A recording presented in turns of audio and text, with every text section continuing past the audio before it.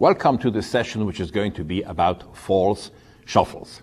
Actually going to deal with false shuffles and false cuts, because that's how an audience, a lay audience, would perceive a process of mixing cards. First it's a shuffle, some kind of shuffle, and then it's a cut, and that's the sentence, the deck was shuffled and cut, full stop. That's what we want to communicate. We're going to deal with different styles and types of shuffles that will solve different kinds of problems we have in magic.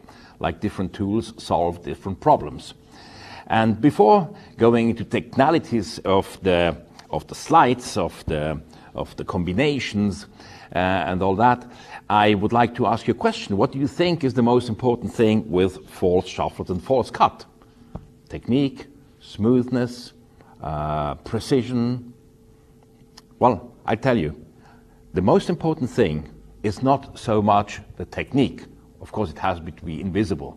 But the most important part about false shuffles and false cut is to convince the audience that the deck is mixed, that the cards are in a haphazard order. So while we are being concerned with a lot of technical things, fingerings, very precise mechanical things, we should always keep in mind that all of this is done in order to convince the spectator that the cards are in a haphazard order, that they are truly mixed. We're going to see how to do that specifically in different techniques. So, please take your deck and follow along.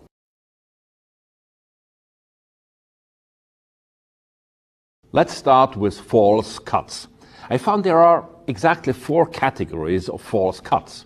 Either you do a cut in the hands, whatever type, it's in the hand cut. Everything is done in the hands. Or false cut from the hand to the table. Or the third category, false cuts on the table. Or false cuts from the table to the hand. In all of these, the order of the deck must be maintained. So let's look at each one of these 4 categories and discuss a few examples. The first category, false cuts from hand to hand. Now what we magicians very often use is simply a so-called swing cut. And this can be faked, so this is a false swing cut. See the false swing cut. Now the ace on top, it simulates a real swing cut. That would be a real swing cut. And that would be the same thing, false swing cut. Now to do this, and this is true for all the slides, is let's first look exactly how the move looks for the spectator, how it should look for the spectator when there is no trickery involved. So this is the normal swing cut with the grip of the fingers like so. The forefinger lifts up a part of the deck, usually half of it. The upper part goes into the fork of the thumb and the forefinger. Very often when we begin, we take the card like that because it seems to be more intuitive. That's no good. The packet has to be taken like this, and the other half is being slapped on top. So try to do this a few times and get a feeling of how it looks. The look has to be the same, of course, and how it feels to you. The audience doesn't feel your feeling, but you do, and this will allow you to do a false cut.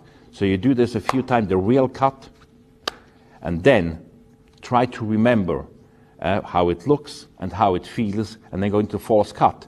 The false cut imitates the beginning exactly as the real cut. You go like this, but then the thumb falls on top of the lower part.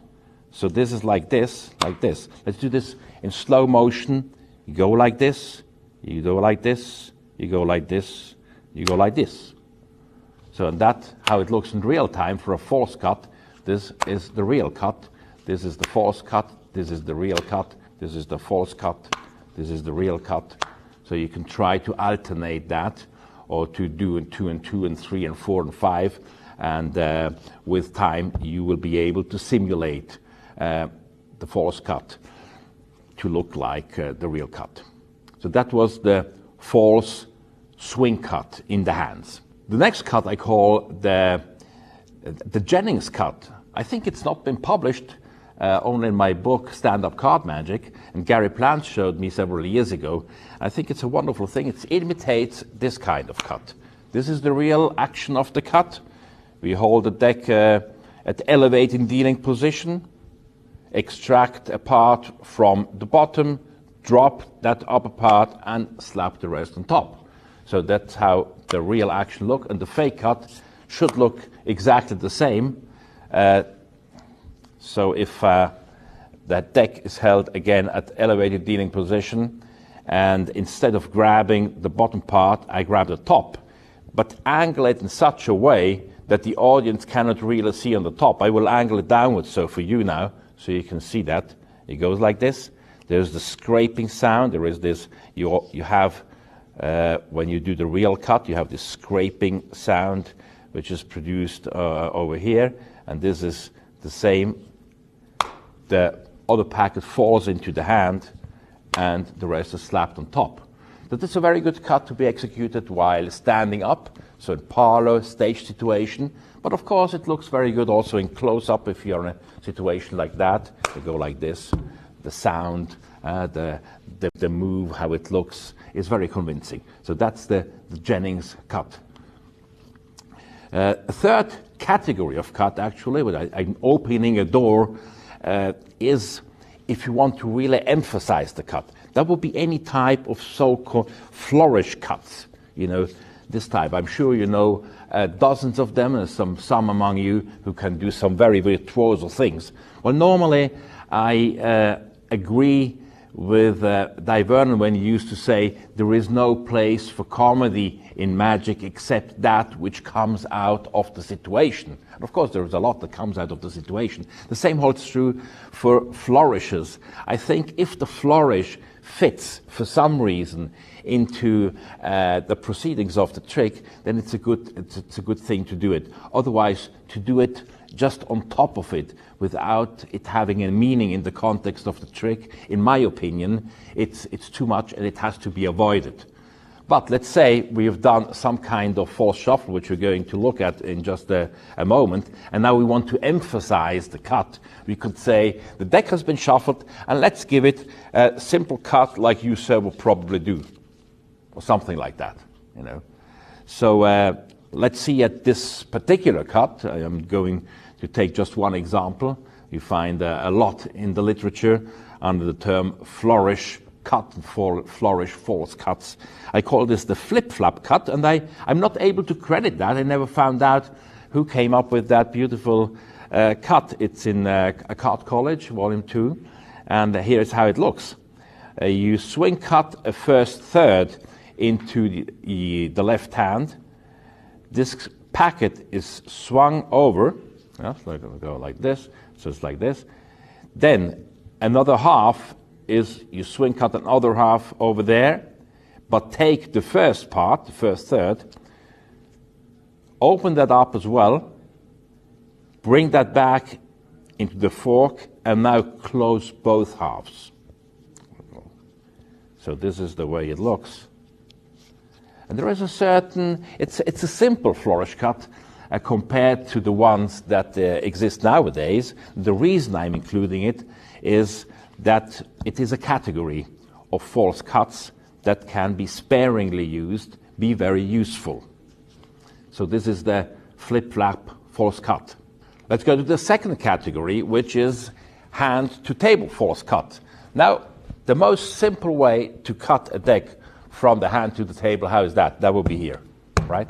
So that's what, just take half a portion of it and cut it to the table. We're trying to simulate that with the swing false cut. Originally, I had described this in Card College Volume 1, and it was something like that, and later found out that this was a move by Bobby Bernard. But after many years, I came to the conclusion that it's still too unusual, too, he did something. And that's why I decided many years ago to simply do this. And that's my favorite cut for the moment, from hand to table. So it simulates cutting and completing the cut. What really happens, it is a swing cut. So a minimal, so it's not you're not celebrating the cut in the hand. It is just a minimum preparatory movement which enables the left hand to seize the top packet, and the lower packet goes to the table. Now here, the look is very important also. You look up, look at the deck, now look up into the audience, do the cut, and when you complete the cut, look back at the cards. There's a good idea that we can apply to all false cuts on the table, and that's to leave the cards in a slightly unsquared condition. Gabi Pereiras, the great Barcelona magician, he calls it the theory of the waiter, because waiters in former times, when they when you wanted to pay, when you asked for the bill, he would come and he would look at the table and he would see what you had left on the table, and he would say, oh, you had 2 beers or 2 glasses there, you had this and this and this, and he would, make out the bill. And so the theory of the waiter is any kind of configuration or situation that allows the spectator to remember something which has gone before. That's a very powerful concept. It can be applied to many things in magic, and it will be very useful for better deception. So this is the move, and I have found an extra little strategy to apply to this. Look, this is the jack of. Let me clean that up. Let me do this very cleanly. Looks like a very clean cut, and still it was a false cut. That's what I call the actus interruptus false swing cut, doing exactly the same thing than before. But rather than going through the process, we interrupt the process. That is, I start the cut, interrupt it for some reason. Now this is, I might have a card case here to put aside. I might have once to clean the table. You can't clean the table all of the time.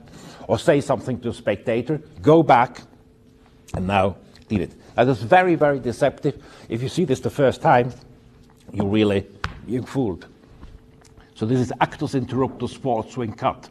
Let's look at another very practical, convenient false cut, and this is using the double undercut. Normally we will do a cut, maintain the break, and then do a double undercut to the break. Right? That's what is often being done. Now this is not bad, and I think it can be greatly improved if it's used as a hand-to-table false cut.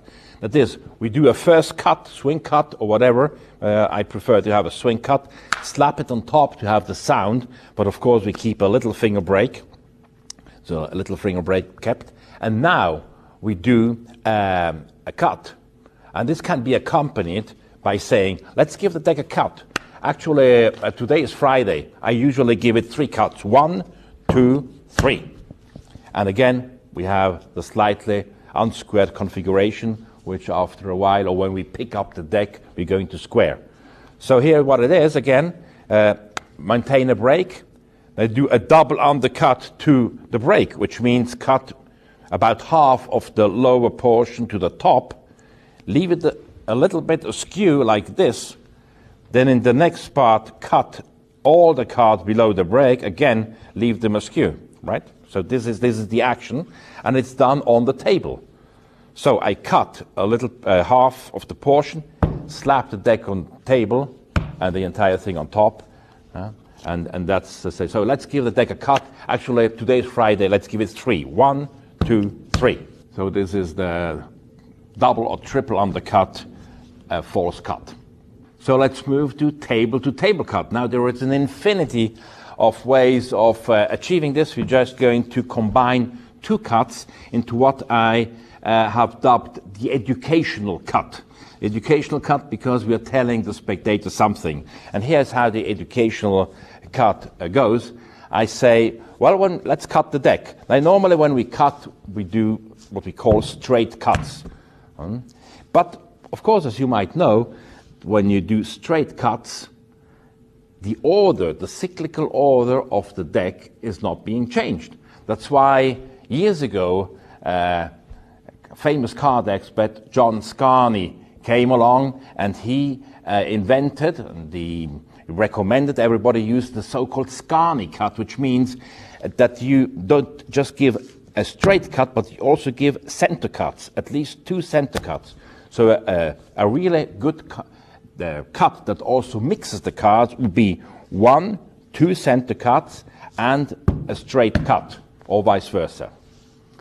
So this is the educational false cut. So while I'm explaining all this, I've been doing 2 false cuts combined with each other. One is what I dubbed the gambler's false cut, for lack of another name, and it's described in Card College Volume 2, and the other one is the Divernon Cold Deck cut, which you can also find in Card College Volume 2. And here how it is. First of all, let's look at the pure mechanics, and then let's see how the 2 are combined and staged into the educational cut. Now, here's what happens. About 2/3 are undercut and slapped on the remaining third to my left. Then about half from the top 2/3, and then the center cut. Now this looks very good. Let me leave the top card face up so you can follow this along a little bit. I do this in time. This looks quite convincing. It's really one of the very best table-to-table triple cards I know. And the nice thing now, you can explain, John Scarney said, do not just cut once, you leave that, but from the center. And really, the 2 cuts that follow are coming from the center, which is very nice. I immediately follow this up with Divernon's Cold Deck cut. So let me turn the Ace of Spades face up, or maybe I do it like this. Let's see, I do it like this. First, now you see how it looks.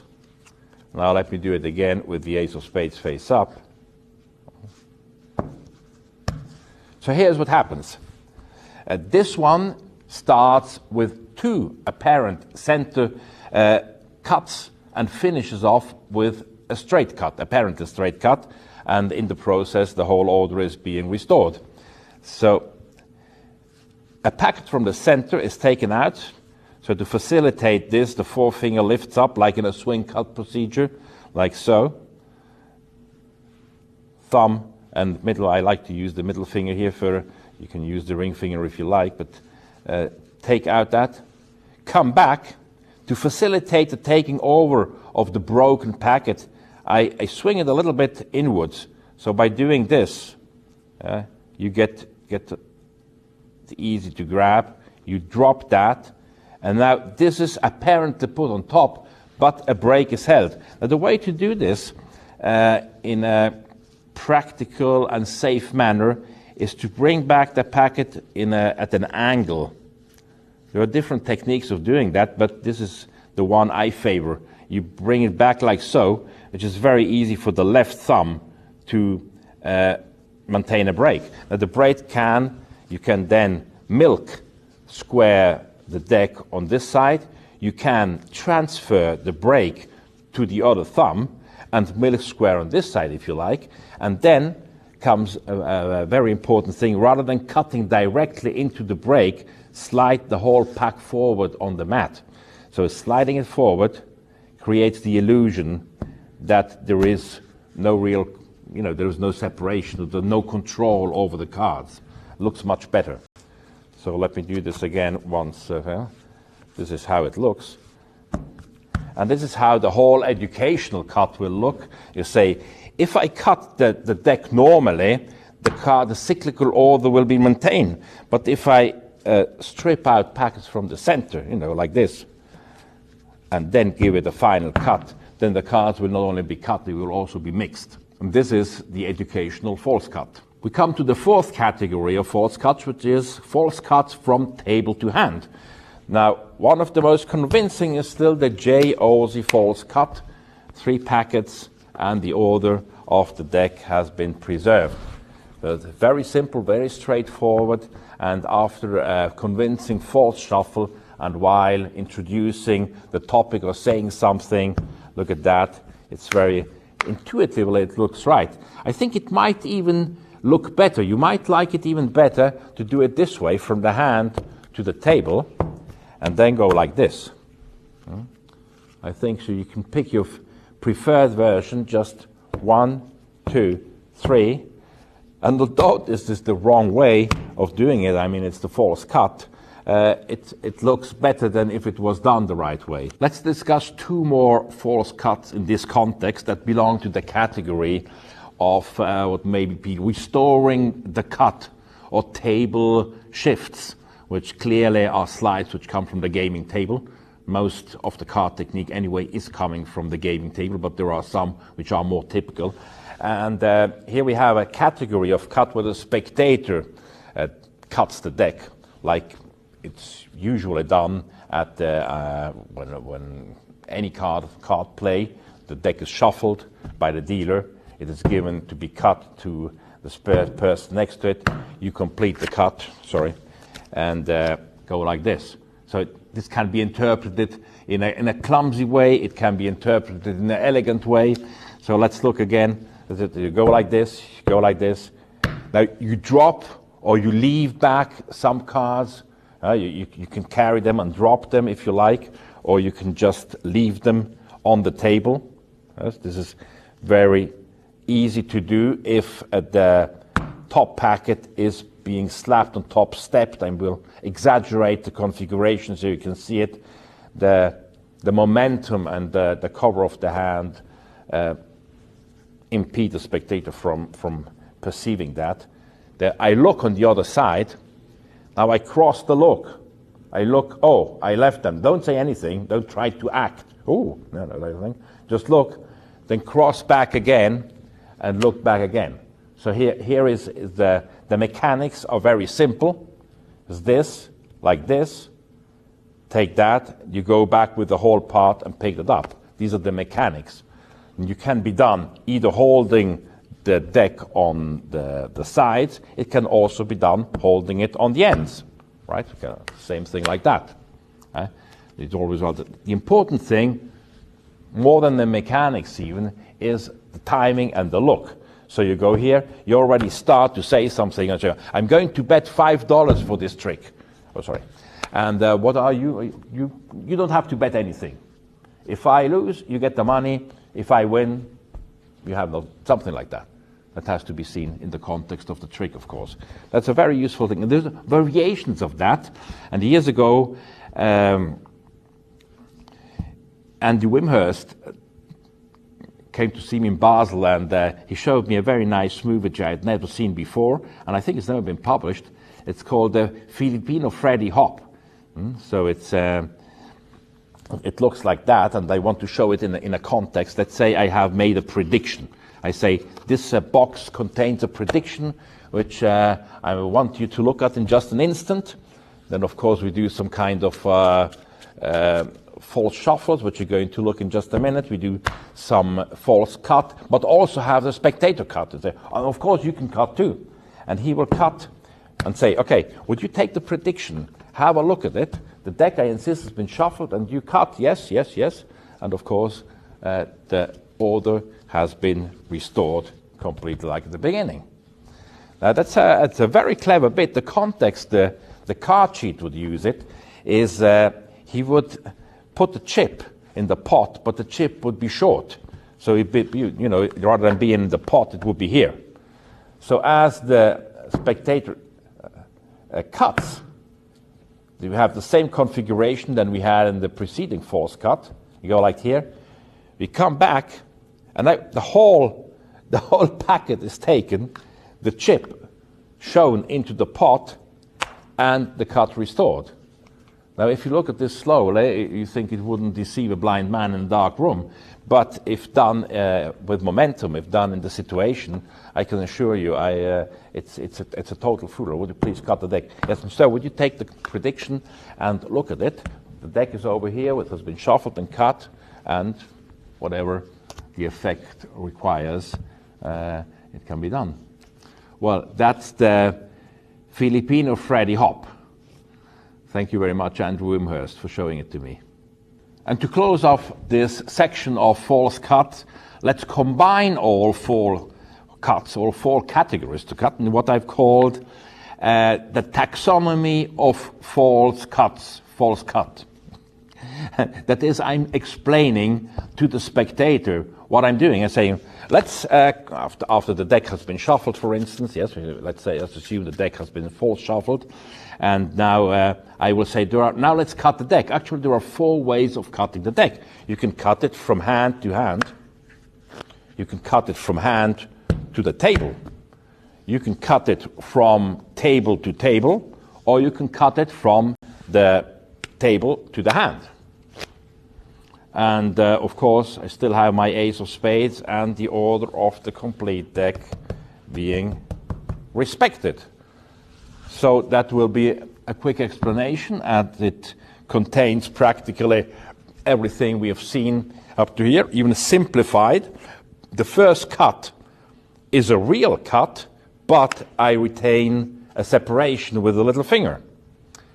Then the second cut from hand to table simply cuts at the break. Again, remember to leave the cards slightly unsquared. Then, when I mention the table-to-table cut, I will do the first part of the Vernon cold deck cut, which is this, and retain a break. And rather than sliding it forward and cutting on the table, I cut it from the hand at the break, from the table to the hand. Right? So I have this very convenient cut from hand to hand, from hand to table, from table to table, and from a table to hand.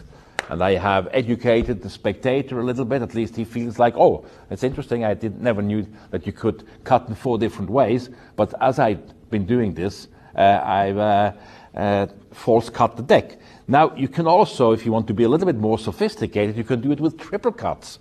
It's almost as easy. Instead of doing just one swing cut, you do two swing cuts. You do 1, 2, retain a break, and slap the third on top, retaining a second break. Now you have 2 breaks. Now, you can delay this just for a few seconds by bringing it to elevated dealing position, and then go 1, 2, 3, which is very nice. And of course, it goes with the triple cut on the table, and then you just give it a straight, final, simple cut. So this is the taxonomy of cut, false cut.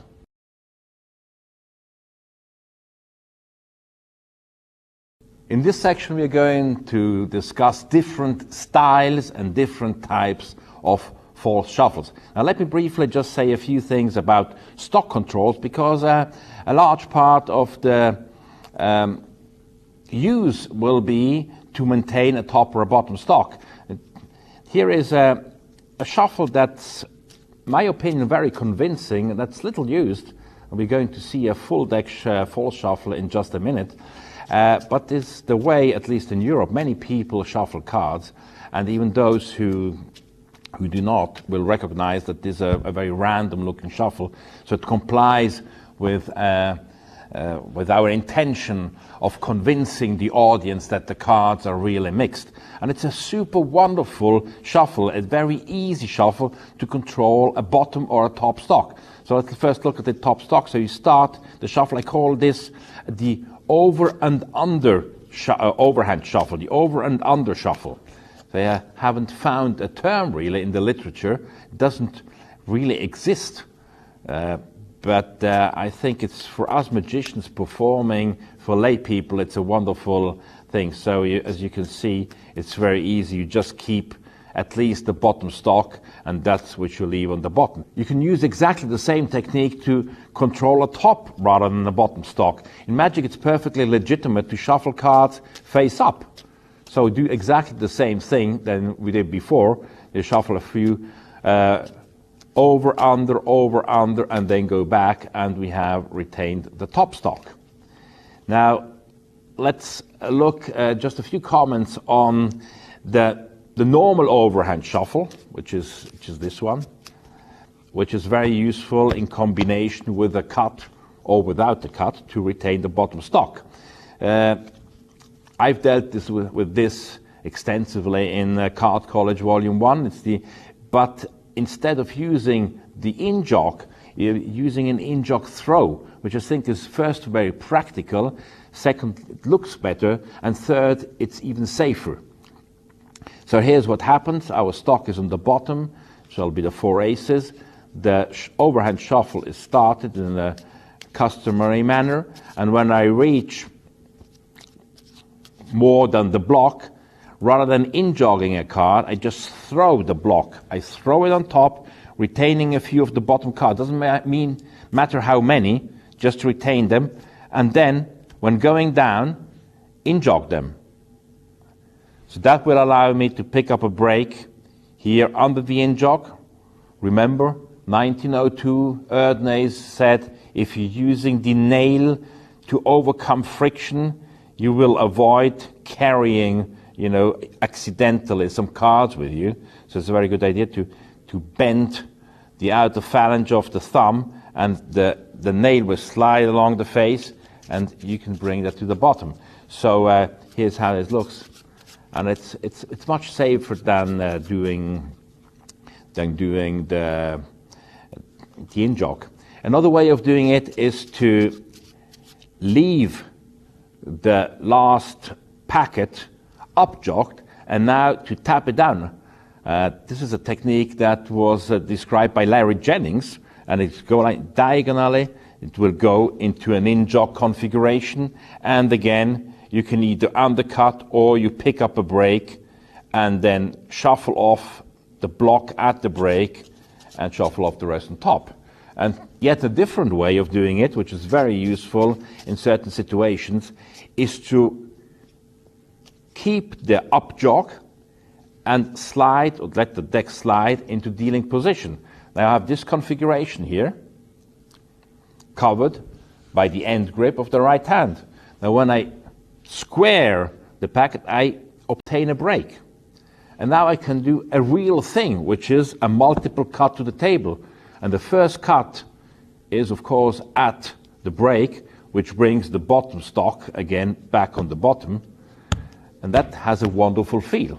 You have a real shuffle, go like this. So these are a few thoughts on how to control bottom stocks and top stocks with the under-down shuffle and the overhand shuffle. We can use the over and under shuffle also as a full deck full shuffle. That's in Erdnase 1902. He describes this, and it's the first method, doesn't have a name for it, and it simulates this over and under shuffle with a final cut. And the order has been retained completely. So let me show you what's really happening here. It's 6 movements that take place. The 6 movements. The first movement is about 10 cards. The second movement is also about 10 cards, but the first packet is being lifted. So we call this a lift shuffle. In order to do the lift shuffle, it's very important to have the fingers in the correct overhand shuffle position, which is this. The 3 fingers go together, and the lifted packet is being held about like this at an angle, which will cover it effectively from practically all angles except from behind. Except from behind, you can see that I'm the only one at the moment is behind. So and you can turn, of course, a little bit away if you have spectators like this. So the lift shuffle is a very effective, very deceptive shuffle that allows to solve many other problems as well. So let's go through the 6 steps of the shuffle. First movement, shuffle off about 10 cards which are lifted. the back as I shuffle another about 10 cards off. So this is the grip on the lifted shuffle. It's perfectly covered from all angles except from behind. But in order to protect that, I can just withdraw a little bit, or if I'm standing, it's a very good shuffle to be done standing up in parlor or small stage situation. I can control the angles very well, you know. So this is lifted up. I get the second one. Then I drop another about 10 cards to the back under that. Now apparently we drop another 10 cards over the packet, but in reality the cards which have been lifted previously, they are being dropped on top. Right? It's very deceptive. We come back again under, drop about half of the remaining cards, and all the rest, that's the sixth shuffle movement, is apparently dropped on top. In reality, we repeat what we've seen before. We just keep a few cards at the back, which we in-jog. So when the deck slides into dealing position and I square, I can pick up a break on these and can go into the final cut, which will leave the order of the cards intact. Next, let's look at one of the great classics of false shuffles, the G.W. Hunter shuffle, with a few very intelligent details by Di Vernon. So, this is how it looks. It's 2 shuffle actions and they retain the complete order of the deck. The basic idea, which we're going to vary, we're going to introduce some sophistication in just a moment. The basic movement is a 2 shuffle action where a number of cards is run and then run back. So, as an example, we undercut about half the pack, run a number of cards, which 5 is good. Why 5? Because a normal shuffle has about between 5 and 7 shuffle movements.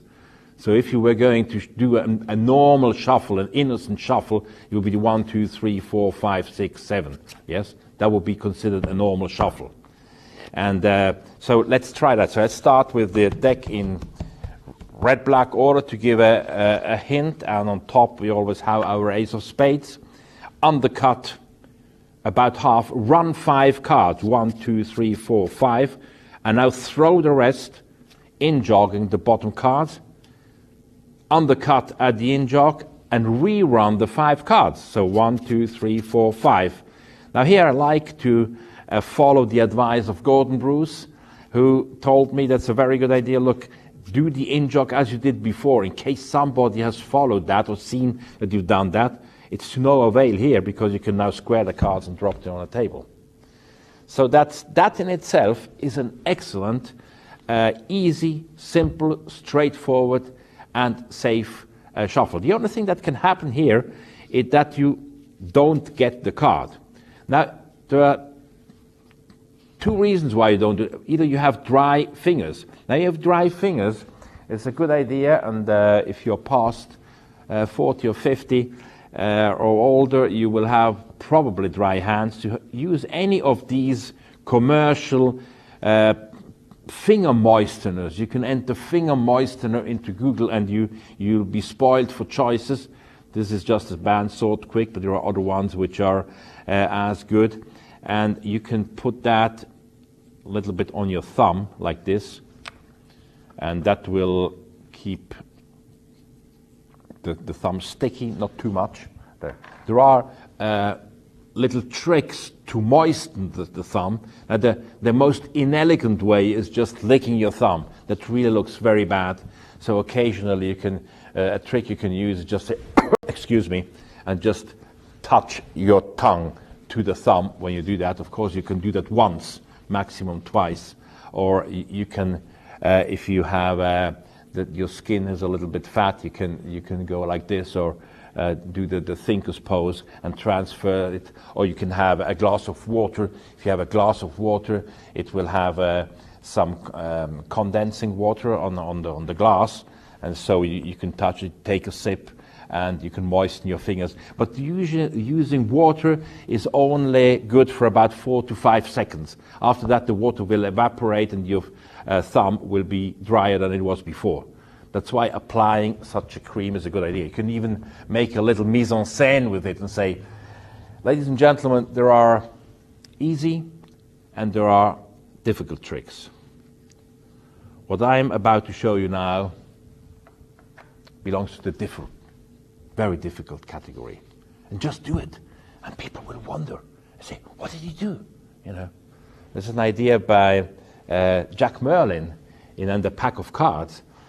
He would simply take out his handkerchief, just wipe the hands without saying anything, and then put the handkerchief back. And this is a little intrigue, causes a little intrigue, and the audience will say, what did he do?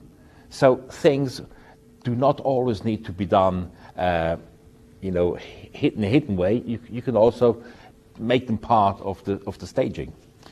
So if you have your thumb moist, nothing should happen. The other thing which can happen, if you hold the cards too parallel to each other, you might get several cards. Now, the way to avoid it is to change the angle.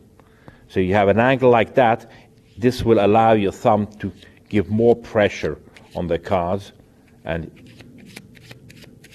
you will have no mistakes. Good. So let's see how to introduce a little bit of sophistication. That has been done by Di Vernon very early on in the 30s. He published that, and it's by using a broken rhythm. So let's go now for 7 cards, and instead of running 7 cards, we break the rhythm into 5-2. So you go like 1, 2, 3, 4, 5, make a little comment, shuffle 2, and then do the in-jog. Now, instead of running the 7 cards back in the 5-2 rhythm, we change the rhythm, for instance, to 3-4. So it's 1, 2, 3, say something, 1, 2, 1, 2. So this is quite deceptive. And that's the G.W. Hunter false shuffle with Di Vernon's little help. Now let's look how this idea can be spun a little further with the Frank Lane shuffle. Frankie Lane was a dealer, a magician with very original ideas, and he had that in his book, An Hour with Frankie Lane. And the idea is similar to the G.W. Hunter shuffle, but we are over shuffling. So the formula is 4, 7, 3. And here's what happens. We are shuffling 4 cards, 1, 2, 3, 4, throwing, undercutting at the in-jog. Now, shuffling 7, that is, we are shuffling 1, 2, 3, 4 from before, plus 3 others. Again, we form an in-jog, and we shuffle the 3 cards back, throw the in-jog, and cut. This is very nice, because we have not only 3 shuffles, we also have a final cut. So here's again the 4 shuffles. You go 1, 2, 3, 4, throw 7, 1, 2, 3, 4, 5, and we could do the Vernon thing like this, and then 1, 2, 3, throw and cut. Bring back the entire order. So it's that Frank Lane shuffle. Very clever, very useful. Now let's look at the Do La Hu So shuffle. This is a combination of what we've discussed up to here, plus a new idea by David Solomon and Pablo Domènech. So that's Do for Domènech. Pablo Domènech was a Catalan magician from Barcelona. And it's La for Frankie Lane, the Frank Lane shuffle we've shown, the Hugh for the Hunter shuffle, and the So for David Solomon, Do La Hu So shuffle. And let's first look at the Domènech shuffle, which is just an additional detail to the G.W. Hunter shuffle. And what he did, he added a lift shuffle element to the Hunter shuffle, which is like this. And that's how it looks, retaining the order. So we have, we chop off a third or fourth of the packet. This is being lifted off as the next maybe quarter is chopped off, and then the lifted packet is dropped on top from the back as the 5 cards from the GW Jump to Shuffle. We're going to stick with the 5 cards. 1, 2, 3, 4, 5 are shuffled on top. Again, we throw an in jog, we separate at the in jog and run the 5 cards back. 1, 2, 2, 3, maybe gesture and 2 and on top, and we are back into the original order. So that was the idea of Pablo Domenech, of introducing just this moment of a lift shuffle into the run, and it creates an extra convincing bit that makes the shuffle look even better. Now, if you combine that with the over shuffle concept of Frankie Lane, well, that was an idea by David Solomon, and we end it with the shuffle. I think we have the almost perfect overhand false shuffle, in my opinion. We're going to chop off a portion, about 10 cards. We lift them off, chop off another 10 cards or so, drop, and now we go to the rhythm, back to the Frankie Lane rhythm, remember, 4, 7, 3. So we shuffle off, we run 1, 2, 3, 4, throw and then jog, separate, run 7, 1, 2, 3, 4, 5, 6, 7, throw on top, run the 3 back, 1, 2, 3, throw on top, in jog, and now give the deck a final cut at this point. And here's, we got the original order. I think this is a very convincing shuffle. There are the elements of doing this, and there is you can separate this like the Werner thing in 2 moments, and then finish with the 3, and you have a final cut, which is always a very nice thing. I mean, a final cut can always be thrown in, even if you do a false shuffle that does not end with a cut, by just throwing in any type of the false cuts we have discussed in the first part of the session. Next, I would like to discuss one of my very favorite shuffles. It's a very simple concept that can already be found in Erdnase. It's been brought back in Greater Magic. It's been in the Table course, and it's what you've seen right now. It's an ordinary looking overhand shuffle with a cut, final cut, and as you can see, the perfect order has been restored. Now, I think this looks very good close up. It looks very good stand up on stage. It looks very good if done slowly or even if done fast. And all it is an optical illusion. That, hence the title, The Optical False Shuffle. What we are doing might seem very bold, and that's simply pretending to shuffle the cards while not doing anything. Then throwing it on top and cutting, which will bring us back to our original position. Now let's see how to make this more deceptive. Now the first thing, let me take a second deck here so we can do the real shuffle. By the way, it's a good idea to have several decks at hand when you're practicing, because after a while, the hands get a little bit moist. The moisture penetrates the playing cards, and the cards will be destroyed faster. So it's a good idea to change every 10-15 minutes a deck.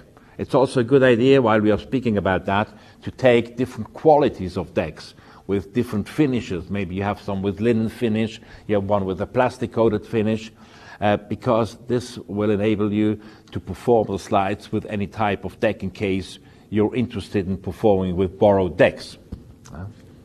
So that's a good idea. So the first step in learning the optical shuffle is, as always, I keep repeating this, do the real shuffle. Now do the real shuffle and look how it looks to you. There is a definite look. There is a definite sound. So listen how it sounds. Close your eyes and listen This is the sound a real overhand shuffle makes. And above all, get a motoric memory of the shuffle. That is a muscle memory. Your arms and hands move in a certain way. Try to remember that. And it's a good idea, as always, to get away from the body, because doing things too close to the body says in body language, I'm hiding something. So go away, and it's a little trick, move the elbows away. Because if I'm exaggerating now. I remember when I started magic, I was afraid that everybody would detect what I was doing. I was doing things like that until somebody said, well, you must move away from your body. So take your arms like this. This looks, it's open. There's nothing to hide shuffle is this. And the politicians shuffle is like this. Everything to hide. Good. So, and now the three things, try to bring them back to the false shuffle. So the first thing is try to keep that movement. That's the most difficult thing, because you will probably be very mechanic and go in straight lines. In reality, if you watch yourself doing that, it will be little curved. It will be like an 80-20 movement thing. That is, the right hand moves 80% and the left hand moves maybe 20%. So this movement and the movement of both hands have a great influence on the deceptiveness of the shuffle. The second thing is to get the sound. So the sound you get by moving the top portion, which is slightly beveled. The bevel automatically comes. When you undercut, you automatically get that bevel. And that gives you a scraping surface to scrape, the top card here. And if you listen, take this a little bit close to my mic here. Yeah, it's a sound, practically the same sound in the real shuffle. And the third thing is to have the left thumb move over the cards. Now, you don't want to have a thumb which is too wet in this occasion, because otherwise you might accidentally run a card. No harm is done, because you can rerun it afterwards, or you can cull it afterwards. There are ways of getting out of one card mistake, but that's the next thing. And the last detail is, and it's as a consequence of the scraping of the cards, is to try to move the top cards of the bottom packet. This will happen automatically if you're going for this scraping noise, that they will come up. So, if combining the four things, the movement of the hand, the scraping, the movement of the left thumb, which apparently pulls off cards, and the movement of the bottom cards, well, you have a very good illusion. You can do this very slowly. This can be done very slowly. You go like this, or you can do this fast. I like to close it with one cut. I don't like to repeat it. Somehow, if you are undercutting normally like this, and then you try to undercut and repeat the shuffle, you don't get the same bevel. And to me, it doesn't look the same as good. So what I'm going for here is to finish with a cut. So here is the movement I would do it. Do like this, do this 5-6 times. In jog, drop it there, wait a moment, and finish with a cut.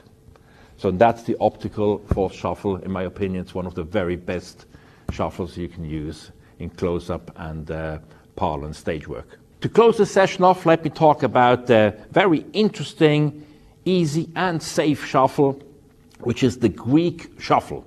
The Greek shuffle, it's already in Erdnase. He simply called it the fourth method, and it's again described in Greater Magic, in Hilliard's Greater Magic. And you don't see many magicians use that. And in my opinion, it's a very deceptive shuffle, because, at least in Europe and in many parts of the world, people shuffle cards like that. Now let me take this so I retain the order of that. Let me take this. This is the way many people shuffle cards, right? I remember my parents always shuffled like that. Shuffle like that, shuffle like that. If you come to think of it, this is the same than a riffle shuffle. The concept is the same. You're taking a packet, and now you're just weaving them. You also call it the weave shuffle. You're weaving them into the other packet, which mechanically speaking does exactly the same thing in that. Only that looks a little bit more flashy. So one thing that's important to understand is that the top card must be lost in the real shuffle. Like in the riffle shuffle, you want to lose the bottom and the top cards. In order to do that, you undercut about half the cards, and now you shuffle them in such a way that the top card of the lower packet will become the top card. And you keep doing this, which, if you did the real shuffle, will lose the bottom and the top card. So let's try to do the same thing that we've done up to here. Let's try to look at the real shuffle and remember its salient features and then integrate them into the false shuffle. Now, the thing that is most difficult is to simulate resistance. We will see this in other shufflers a little bit later.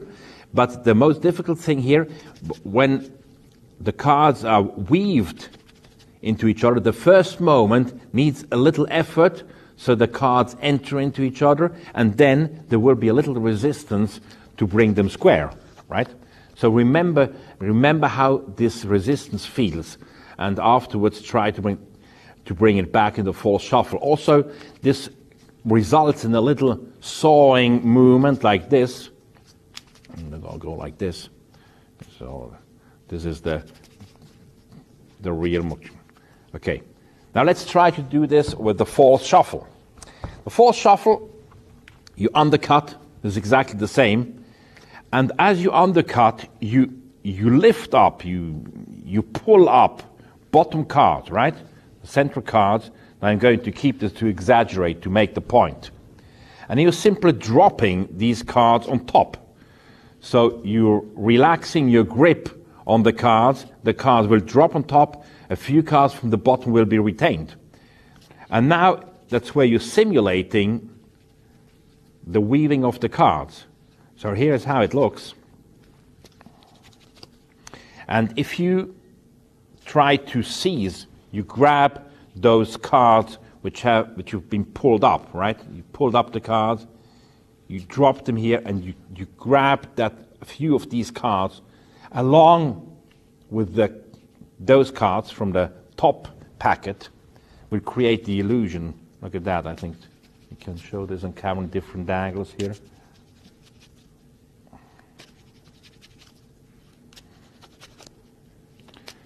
Now, of course, you don't look at the hand at this moment. You go like this, and you say, and this can be staged by using different shuffles in a row. We are going to look at that at the end, but by saying that we can shuffle the cards in different way. We can give it you would do this an overhand shuffle, right? Or in Greece they would shuffle like that, or in the Americans they would rather shuffle the cards like that, you know. And of course always cut the cards, because that's the most important thing. Anyway, what you have here is you retain the cyclical order of the cards. So if you keep repeating that, you maintain the cyclical order of the cards. And if you want to get back to the original order, you must of course have a crimp or something, or remember a key card which you bring back to the bottom, so that's to get back into the original order you had at the beginning. So that was the Greek or weave false shuffle.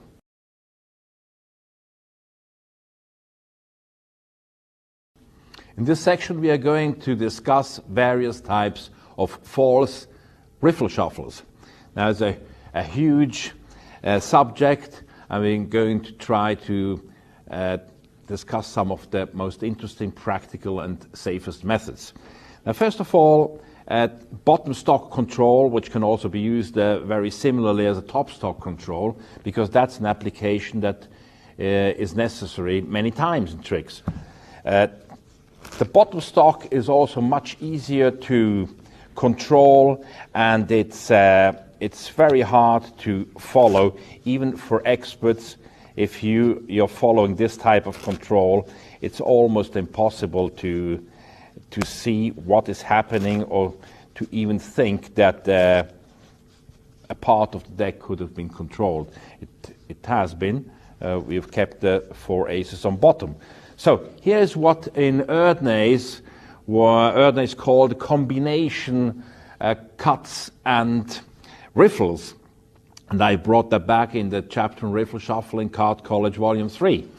And so let's look at the different components and then put them together. Component number 1 is the most easiest, of course, is just undercut to the left, drop the stock to be controlled first, and then shuffle off. And rather than starting the riffle with the stock, it's always a good idea to start the riffle above the stock, so you have an even looking riffle action rather than this, which if somebody looks can be perceived. So start the riffle above the block like so. The second ingredient will be a running cut. So a running cut, a genuine running cut, that is, do this in slow motion, running packets until we come at least to the bottom stock, put them on top, maintaining a break. Very much the same way we've seen it before, just going at an angle and then with the pad of the left thumb retaining the break. Now repeat the whole running cut sequence by cutting at the break, and the stock will be back on bottom. So now we have the riffle shuffle that retains in the bottom. We have the running cut that is being repeated, and we can combine the two. So by just running about half the deck, now this is on bottom, retain the break, now undercut to the right, remember the stock is here, and doing the riffle. So by combining these elements, we get a perfectly deceptive shuffle. Now in Magic, it's also possible, of course, to do this face up. It's very nice.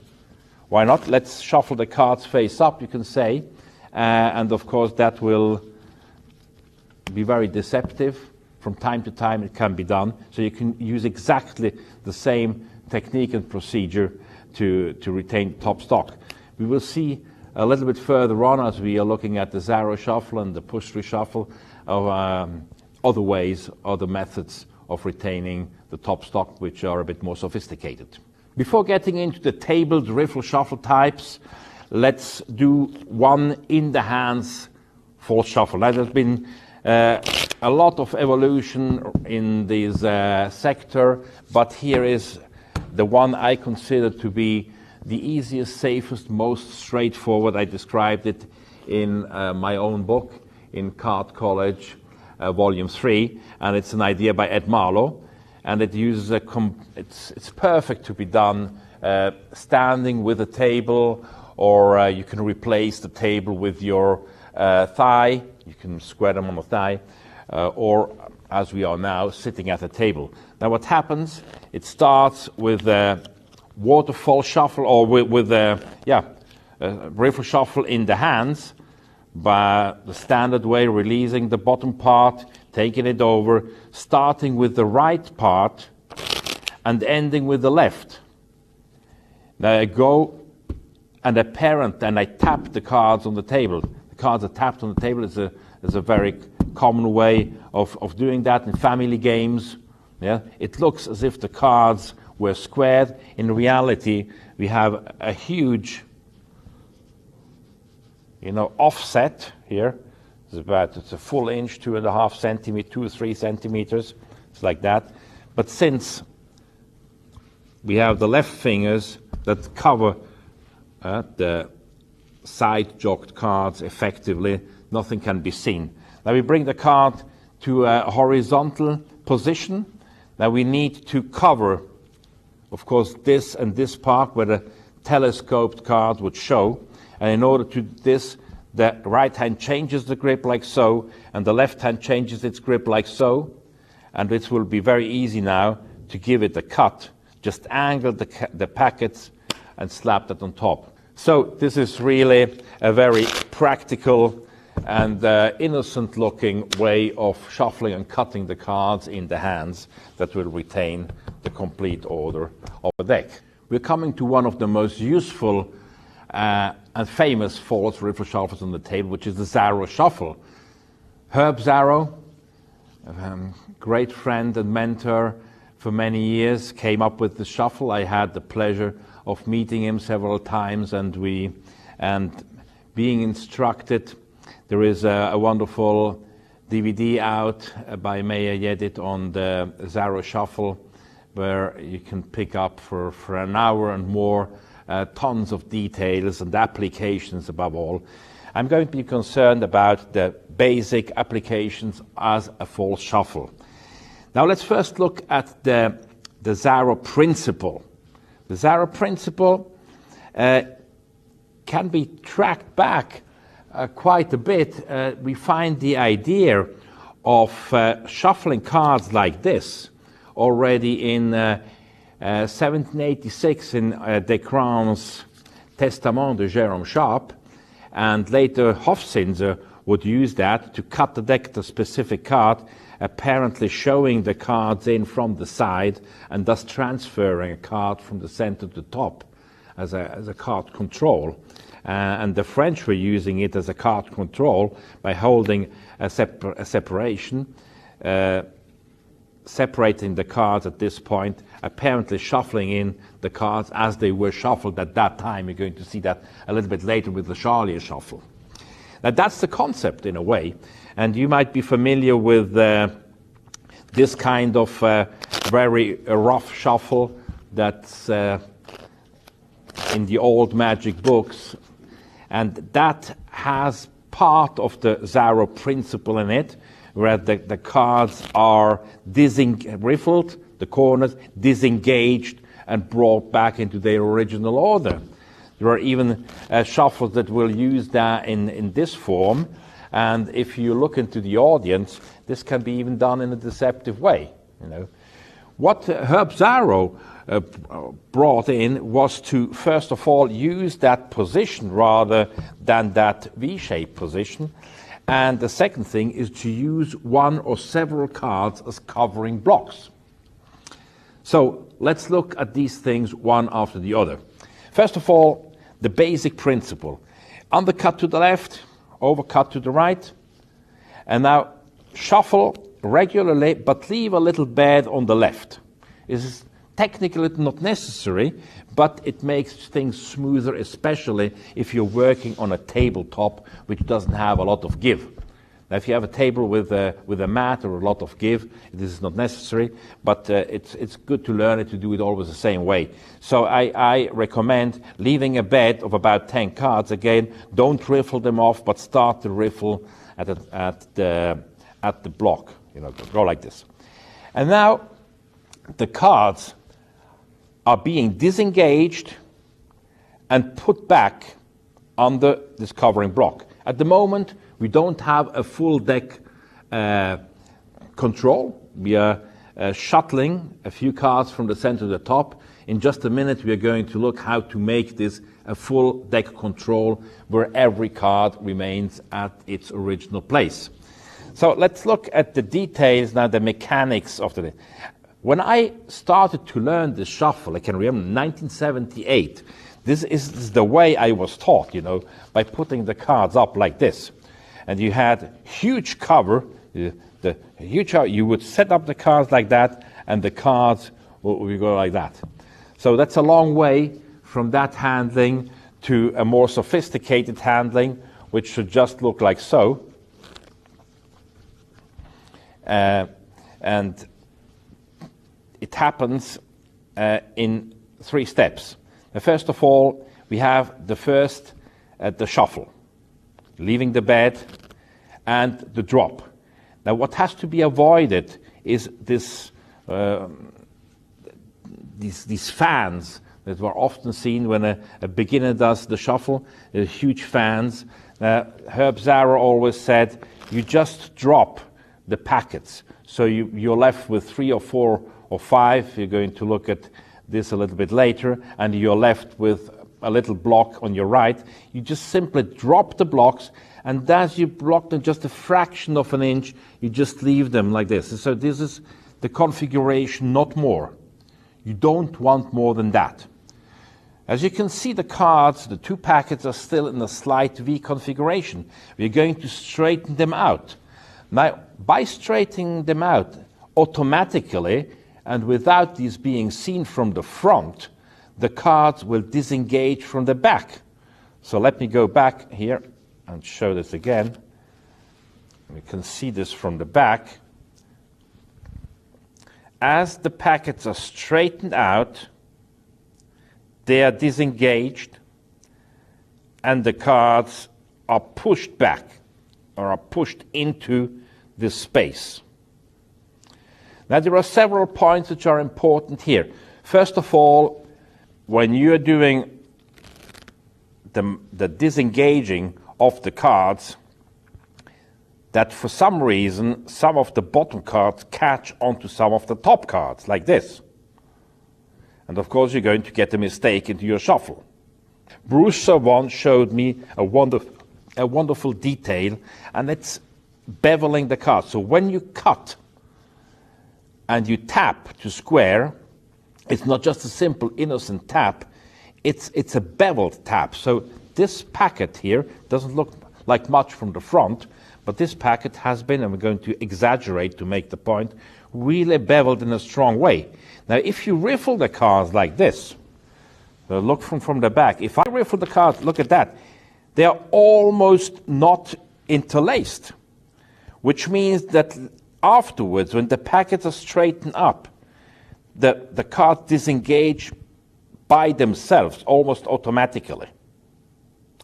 Now, the next thing which is important is, of course, not lifting the packet. That the body language can give this away at the beginning because so concentrated to do this thing, you know. So the arms have to stay on the table, go like this, and go like that. Second, the fingers always touch the tabletop. The fingers always touch the tabletop. This is one of the best techniques to avoid, you know, the temptation to lift the packet. So keep the arms on the table, keep the fingers on the table. Second, you give a little bit more cover, just fractions of an inch. You move these little covering blobs a little bit more. So let's look at that here. We do the bevel, we do the riffle, and we do the drop. And as we disengage, straighten the packets, the corners move out of each other. You go a little cover more, just a little more, yeah? And then maintain the pressure on the table in order, you know, to avoid to have this distance. Another thing which is very important is to fake resistance. We've seen this with the Greek shuffle. Remember when we did that, we have to fake resistance. The Zara shuffle, for if you do that, you can go through. Huh? Of course, that's a dead giveaway. So again, do the shuffle normally and see how the cards bind. It's a little bit different with every deck, depends on the finish your cards have. So this is the normal shuffle, and if you try to simulate that resistance, usually it's pushing like 2 or 3 times. It's like that. So the secret is try to make your normal shuffles look like your Zara shuffle, and the Zara shuffle look like your normal shuffle. So bring both a little bit together. Yes. So that's a possibility to get this uniformity of handling, which will help deception. Another very important thing that at the beginning is forgotten is that we are so concentrated in our mind with the mechanics of pushing that in that we are moving the packet and we are not moving this one. So when you do a normal riffle shuffle, both packets move. This has to be simulated with the Zara shuffle as well. Go like this, resistance, and move both packets. So These, in principle, are all the elements needed. In themselves, they are not so complicated, they are not so difficult, but it will take quite a bit of time to coordinate all these movements to make the shuffle look realistic and deceptive. I mean, the further away your audience is, the more they look from the front, the more difficult it is to hide the shuffle. This is a perfect shuffle to do when the audience is sitting at the table and looking at the deck from an angle. It's virtually impossible, regardless how well you do this shuffle, to do it totally invisible if the angle is almost, is like this. Whereas if the angle is like that, it's virtually impossible to see that shuffle. Let's look now at how to apply what we've learned to a full deck control.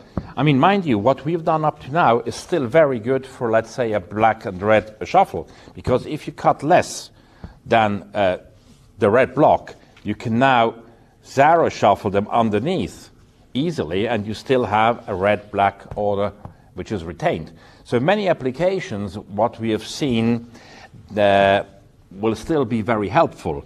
Now let's see if we really need to keep the cards from top to bottom. The simplest way is to cut to the right and at the same time keep one card back. So we're doing a slip cut. And the best way to cover that is using the eye, is by looking at the cards and say, so who's playing cards here?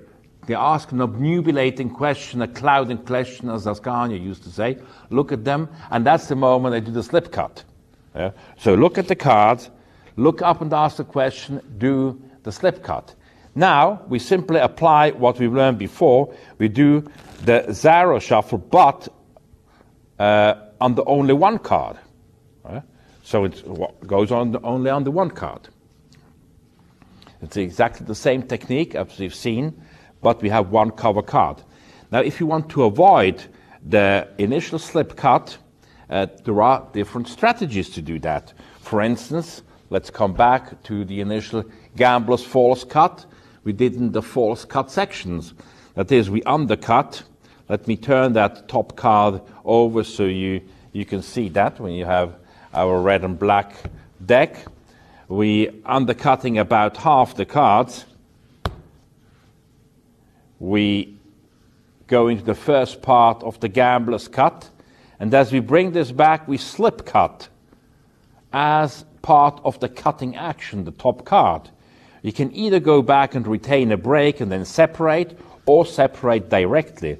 Now execute the zero shuffle under this card, which of course is a very deceptive way of getting around the slip cut, the initial slip cut. Now, rather than doing a slip cut at the beginning, we can also do a block, center block pull out. Rather than slipping a card, I just keep with my left thumb 4, 5, 6, just a block, a good block, 4, 5 cards is good. Now pull out a block from the center, about 20 cards or so. It's actually a little bit more comfortable to execute the shuffle if the block which is pulled out is smaller than this one. It's a little bit easier. And now I still retain my break and will go like this. And now I have exactly the same situation that we've seen at the beginning, the zero principle. Straighten the packets, disengage them, push them together, and I'm back into the original order. Now, rather than slipping a card, just one card in the action of the false cut, we can slip a block. So it's how that cut look. Start the gambler's false cut. Now slip a block and immediately go into the shuffle dynamics, and we are back into the original order. A very clever and practical way of using the zero principle is using two shuffles. So let me turn the top card face up for you so you can follow this up. There are various ways of doing it. Let's first see the basic way. We uppercut to the right, and shuffle under a known number of cards. Now, this three cards is a good number, and at the same time I combine it with a glimpse. I will riffle up, and my thumb stops at 3 or 4 cards, and I'm glimpsing the cards. This is an idea by Roy Walton. You look at the card, and you retain a muscle memory. Now you go into the first part of the shuffle, but as the cards are being squared, you lift up on the block which is introduced and retain a separation. Now undercut to the right and shuffle back under the same number of cards you retained before. So if you count it, it's 3, 4, or whatever it was, and if you have the muscle memory thing, you go and you have, in my case, it was the Ace of Hearts, which is what goes like here. So you're shuffling back under. We are completing, but again, obtaining a break under the packet which is zeroed into the other one, and now we finish by a straight cut. Okay. And we are back into the original order. Now, instead of using a straight cut, of course, we can also use any type of up-the-ladder cut, which would be like this. Cutting a packet, then cutting a pack from below, cut the whole packet, cut one from below, and that really looks good. So that's an up-the-ladder cut. The up-the-ladder cut can be combined with the zero shuffle. Now, one of the best applications for the zero shuffle, actually, is not so much as a full deck control, but also as a bottom stock control, especially if you have a large bottom stock to be retained.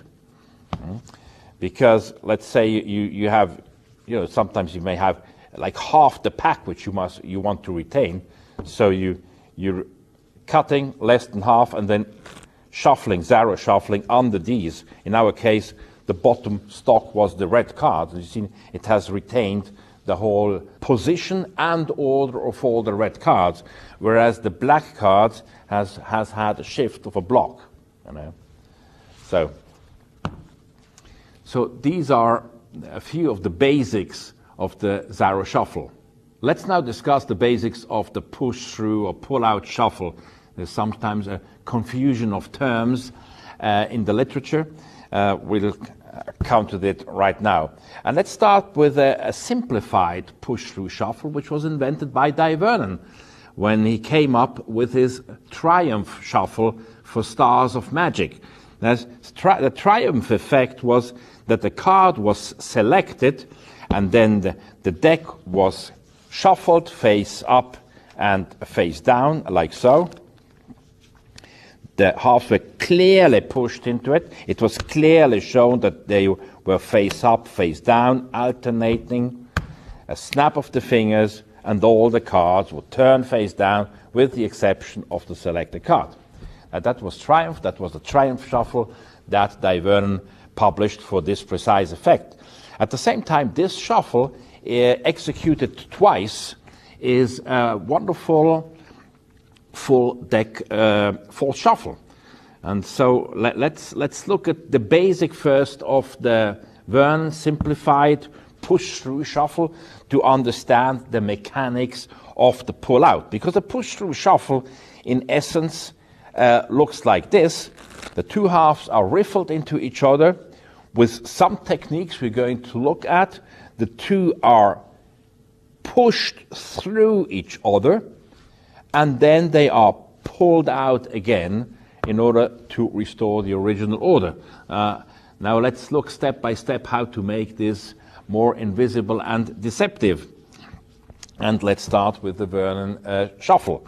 Now with the Vernon shuffle, the cards are not even pushed through, which will facilitate the teaching of the pulling out.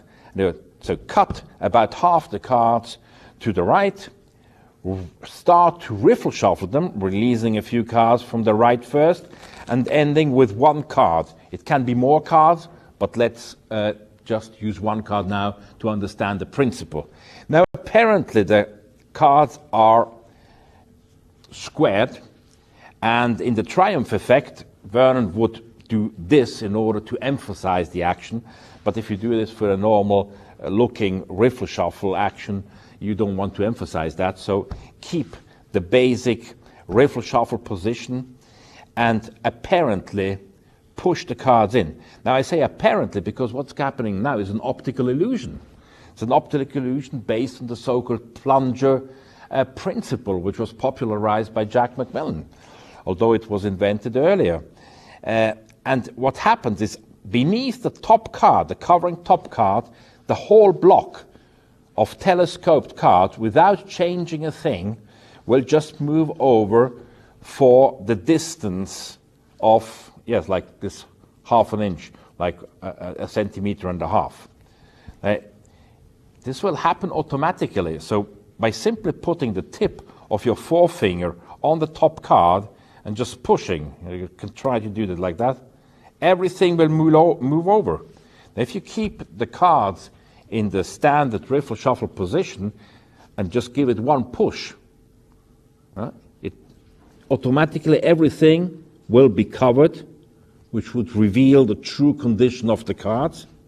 And now you can move your thumb. You move your thumbs to the corners, which will automatically secure a safe grip on both packets. So you have a safe grip here with the ring finger and thumb. The ring finger and thumb, a safe grip here. And you will be able to cut the card forward and restore the cut.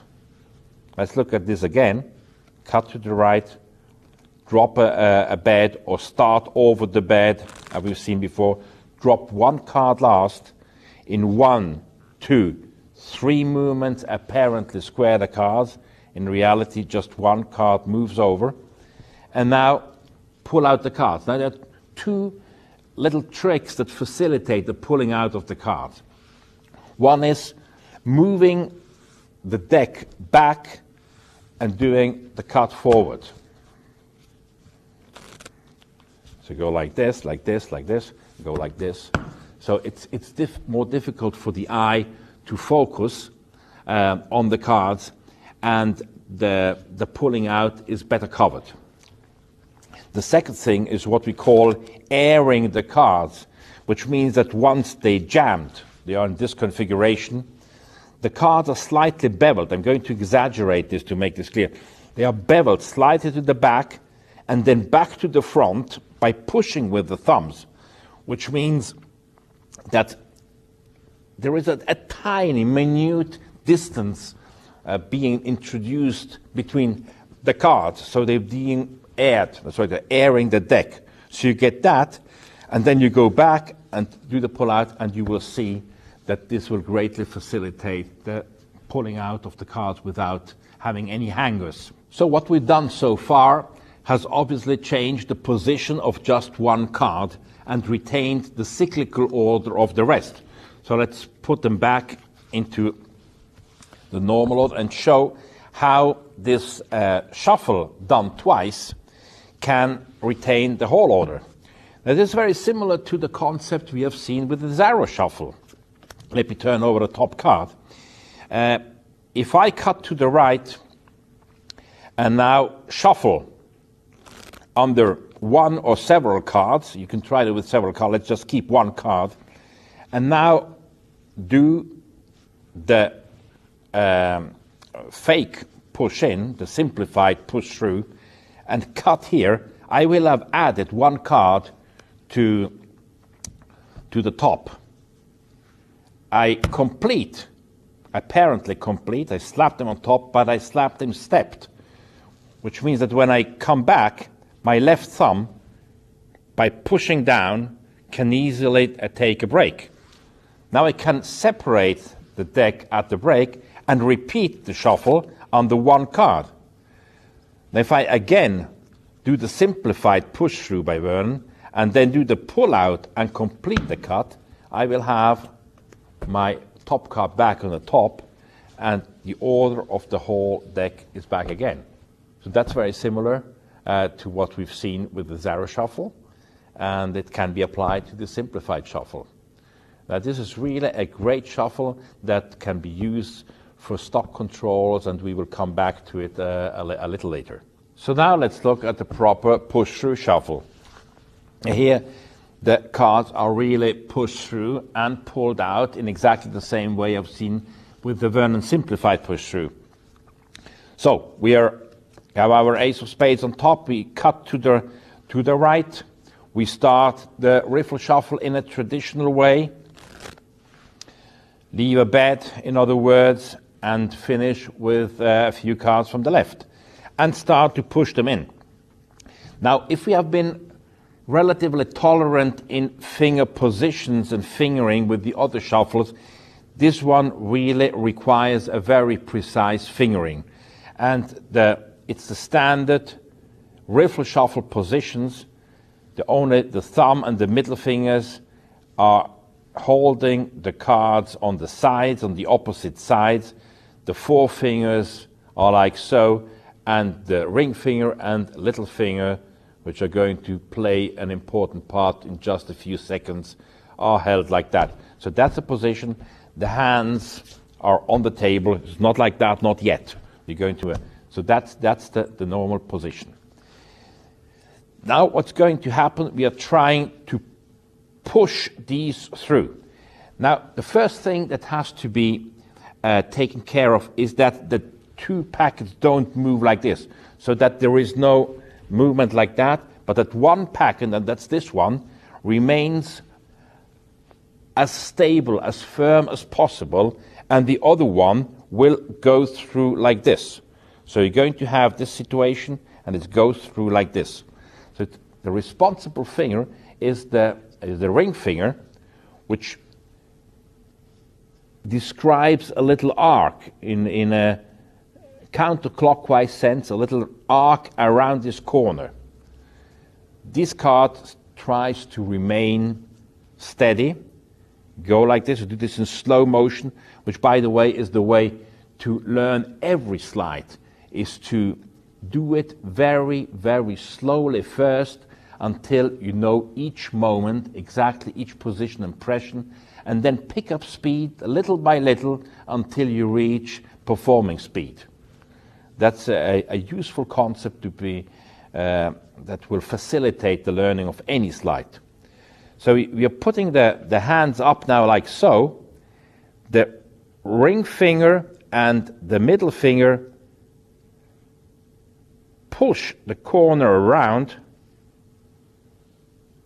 The thumb needs to open up slightly to allow, you can see it here, to allow this corner to come through in the back.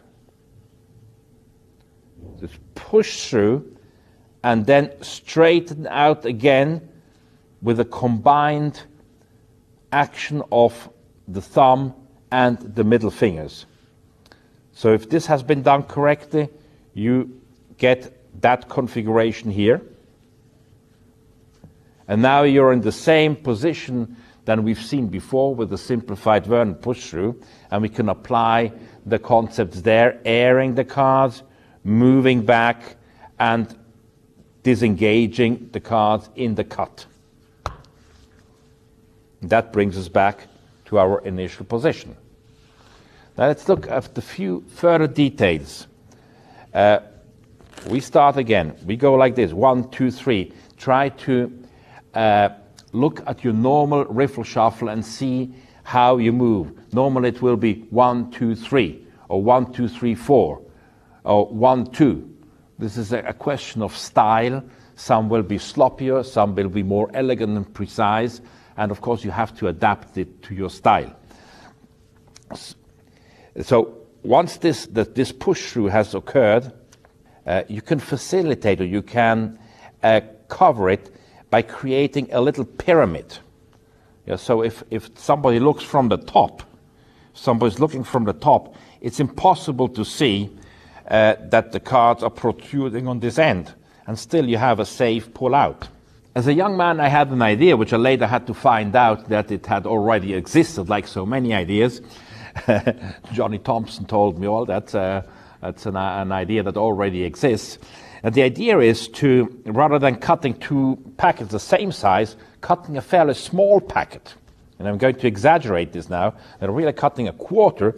And if you look at the audience, it's hard to see. Immediately go into the shuffle. And in the shuffle, leave about half of that packet already as a bed, which means that the other cards are going to be distributed practically singly. You see, this is all single cards, which means that it still looks good from the front. There's a sort of an optical illusion, isn't it? But you also reduce the danger of a hanger a lot. So when you push that through and then complete that, it's a lot easier. Now you can add a further degree of deception by pre-cutting. So now we have our order like this. We use a pre-cut with the Vernon cold cut, but with the small packet at the end. So we do the Vernon cold cut, and I already have that's now a fairly small packet here. Immediately shuffle that in, and you just get a good illusion. And instead of cutting the deck forward, we disengage the packet with a running cut sequence. That is, I start a running cut sequence and immediately go into up the ladder cut. But the first packet that is being cut is, of course, very small. And nobody would think that these are all the cards that were previously riffled into the other packet. So if I go like this now, and I have my running cut at the end, I'm back with my original order. But remember, you have to pre-cut the deck. So you have to go like this, and now you've done nothing else. That's the advantage of the die Vernon's cold deck cut, then cutting the bottom portion to the top. That's what the Vernon cold deck cut. And now from here you can go into that, and you go into that, and you go into the push through, and then you go into the pull out and the subsequent shuffle, the running up the ladder cut. And that's a very nice way of staging the push-through shuffle. Let's briefly talk about so-called block transfers. That is, during the shuffle, a group of cards is transferred from one part of the deck onto the other. Now, what's that good for? Let me show you. Let's say we have the order of the deck, and we have a stock. Top stock, in that case, shall be the 4 aces. Now we want to keep that top stock, or a larger top stock, while apparently still losing the cards. So people who are watching, in this case, for instance, they will see the cards getting lost. Again, if you watch the top stock, you will see in the next shuffle the cards get lost, right? I'll do a shuffle, do another cut, and the top stock has been brought back. So we're going to use different concepts just described to achieve this. First of all, we're doing 2 regular shuffles that add a number of cards that we know. I like to do this twice, so I add 2 cards in the first shuffle, add 2 cards in the second shuffle, which means that we are ending up with 4 indifferent cards, our stock to be controlled, and the remainder of the pack. Now we need to get rid of these top 4 cards, and that's where the block transfer comes into play. A block transfer can be done in various ways. You could, for instance, do the Zero shuffle. Now for this, you would undercut to the right, Zero shuffle under 4. Yeah? Zero shuffle under 4, and then cut these away. But in this case, let me put the 4 back, so you still have the 4 and our top stock. In order to do that, in the first shuffle, the top cards would stay in the top. So in order to confuse the issue, we're going again to our old friend, the Vernon cold deck cut. We do that in about half the cards. We do the cold deck cut, which is nothing else than just a simple cut. So our stock is now below the break. We're keeping the break, we're uppercutting the break, and now we can shuffle this, which is the top card into the pack, it's actually going to go precisely at after the fourth card. So we have the 4 indifferent cards, and then comes the last card of the first card of the right packet, and that's on top. Now we can either zero under these cards, or we can do the Vernon simple push through, which is here. Do this very slowly again. Just push here. The block moves over, and when I do the strip out, it takes the 4 indifferent cards with it, and when we complete the cut, it will bring back our stock to the top.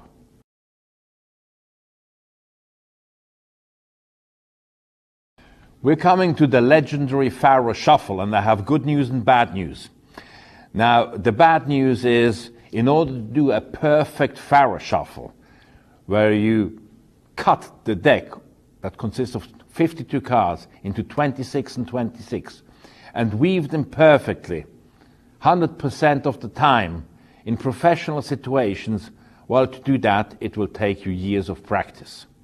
That's the bad news. The good news, however, is that the Faro Shuffle is based on a principle, and that principle can be learned in a few minutes. Actually, if you have the cards in hand, you will learn it with me now. And that will be a principle you can use in many tricks that do not require a perfect Faro Shuffle. You can use it to control cards, to shuttle cards, to bring cards to certain positions, to create smaller and larger setups. It's really a utility move, and I encourage you to learn that. Now let's look at the Faro principle. Let's see how to weave or interlace the cards perfectly without having to resort to a perfect cut to begin with. Now, here is the movement. You're not concerned, first of all, about cutting the cards at a specific number, just cutting a small packet off by the right hand. I always assume that you're right-handed, holding the deck in the left hand. Bring the deck up to a Hindu shuffle position, which is more or less this. Hold the card squared, cut off a small pocket. Now this packet, keep it squared using 3 points. You got the fingers on the sides and the forefinger, which has a little pressure. So you're bowing the card slightly. This bowing makes sure that there are no spaces between the cards. And you have the little finger on the back, which is of great help. And you can also tap the ends of the 2 packets against each other, which further ensures a perfect square. Now, as you can see, I have my forefinger here with the pad that will also be a means of keeping the card squared. Now, hold the cards at a little angle like this. You go to the little angle like this and make an up and down movement, just up and down slightly, and push in. Now, you have to try this a few times, and when you do this, look at what happens. The cards will mesh perfectly one into each other. Let me do that again. You go like this, and it's instantaneous. Now, if it doesn't work with you, there might be different reasons. First of all, you might have noticed that cards are cut in 2 different ways. If you take a deck, preferably take a new deck, you can feel this very clearly, and you bevel it slightly like so. Then you slide your thumb over the edges, you will feel that it is either slippery or rough. Now, if it's slippery, it means that the card sheet has been cut like this. If it's rough, it means it has been cut the other way around. So if you bevel it the other way and you pass your thumb over the edges like this, you will feel a clear difference between rough and smooth. In order to do the Faro, you have to shuffle from the side where the cards are smooth. So in my case, these cards are cut top down, so I have a smooth side here and I have a rough side here. So my shuffle goes from top down, and that's the one I've taught in card college. That's the one that in my professional experience brings the best results. Now, of course, there are people who do this very well, and they do it from top up. So, and many cards nowadays are effectively cut that way. The reason I'm a promoter of the top-down shuffle is this. Most of the time, the Pharaoh shuffle will be needed to create small setups. The setups, in 95% of the time, they are not on the bottom, they are on the top. And if you have a mistake in a Pharaoh shuffle, in a weave, then the mistake will occur at the end and not at the beginning. So if you're doing a shuffle like this, and you have a mistake, it's hard to simulate a mistake. If the cards are good, you probably never get a mistake. But the mistakes can occur at the end, like here. Like you see a mistake, you have here two cards together. And if you do the Pharaoh shuffle from bottom up, you get the mistake at the end. That is, you get it on the top into your setup. Whereas if you have it from top down and you have the setup on top, you get it at the end and it won't matter. So that's one major reason for using the top-down Pharaoh shuffle. Now, this is all I can say about this. So you have to try that. The important thing is a firm grip, a perfect square, a pressure with the forefinger on the cards, and then you just have to try it a few times, go back and forth, very slightly. The movement can be minimal. So once you master it, look at that. Once you master it, you go like, it's immediate. It can also be done slowly. So you can go like this, and then they weave slowly, you see? They go like that. So to understand the movements, you might want to do this when you initially practice. Now, for the perfect Pharaoh shuffle, the only difference is you have to cut exactly in the middle. Now, how can this be done? Actually, it's an estimation thing, and it's much, much easier than you would think. And it's a question, of course, of practice. You just take a deck, have good light if possible, and then try to get exactly the middle, compare them. When you cut them and you start the shuffle, you will already see if there is a mistake. Now, in case you have one too many or one too little, you just go back and transfer the cards. And then you do your shuffle. There are two ways of doing it. Either the top card will stay in the top, that's when we talk about an out Pharaoh, or the top card gets to second from the top, that's when we talk about an in Pharaoh. So if I do this here, and let's look again at from the back. We're getting an in Pharaoh because it's second. If I have the top card, which in my case shall be the King of Diamonds, if I do it this way, I get, sometimes you have to do it twice, now I get an out Pharaoh. Now, in most tricks this doesn't matter.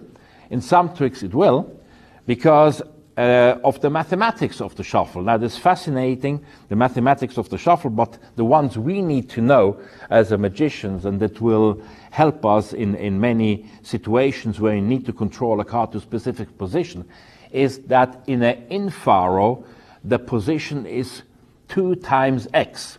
So if your card initially was at position 5, and you do an in Pharaoh, it will be at position 10. 2 times 5. And if you do an out Pharaoh, it will be 2 times X minus 1, because you're lacking the card which is on the top.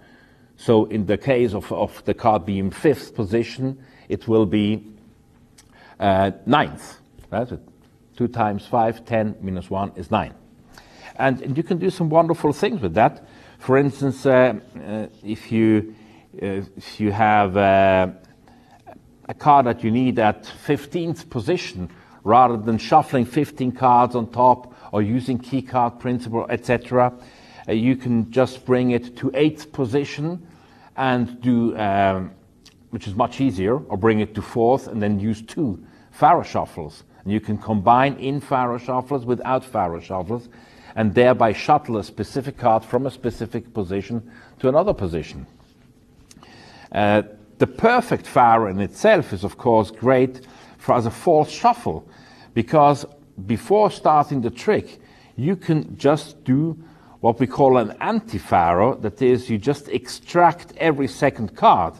Now if you extract every second card for the whole pack and then start your performance with a perfect Faro shuffle, you'll bring the cards back into that order.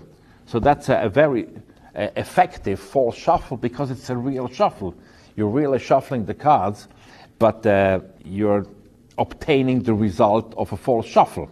Now let me talk about one of the most useful applications of the partial Faro shuffle. So the partial Faro shuffle is whenever it is not perfect, to just cut a small packet and Faro it anywhere else into the packet. So for instance, you have like 4 cards, let's say you're having the 4 aces, and you need them to be alternated for some kind of poker deal of whatever. Well, the easiest way of doing it is to use the partial Faro shuffle, and we call this a slough of Faro, because we are Faroing anywhere in, we are not worried where. I mean, that's the beauty, you don't even have to look at it. And now we only need to get rid of these cards on top. That's possible in different ways. So one technique, for instance, you can block these telescoped cards, just pull the whole thing out, put it on top, and then waterfall them together. I always recommend to waterfall towards the audience, because that gives a perception of the cards being really shuffled. You know, the visual aspect and the noise says shuffle, shuffle, shuffle. The cards are shuffled. Whereas here in this specific case, we now have an alternating setup, right? Now, if you do another shuffle like that, we will of course have 3 cards in between, and we could go into a poker deal. Now we could even ask a spectator, which hand do you want to be the winning hand?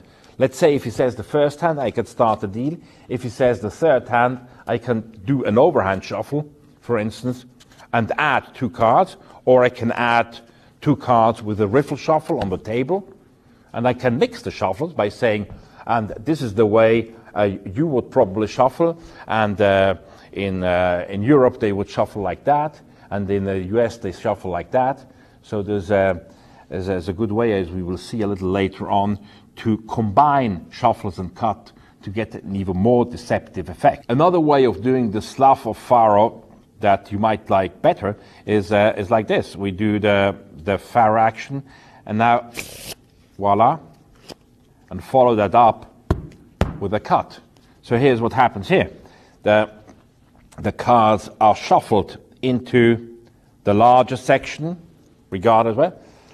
And when I waterfall shuffle the cards, look at what happens. Automatically, this packet, all the cards on top of my meshed cards, will jam into the hand. Immediately, I can either cut them to the table, if the packet is a little bit larger, or if I have a smaller packet, personally, I prefer to briefly, apparently, square the cards, in reality, retain a little finger break, and now do a transfer cut, a multiple cut to the break and to the table, like so, which will get rid of the extra cards, and so bring the weaved portion back to the top.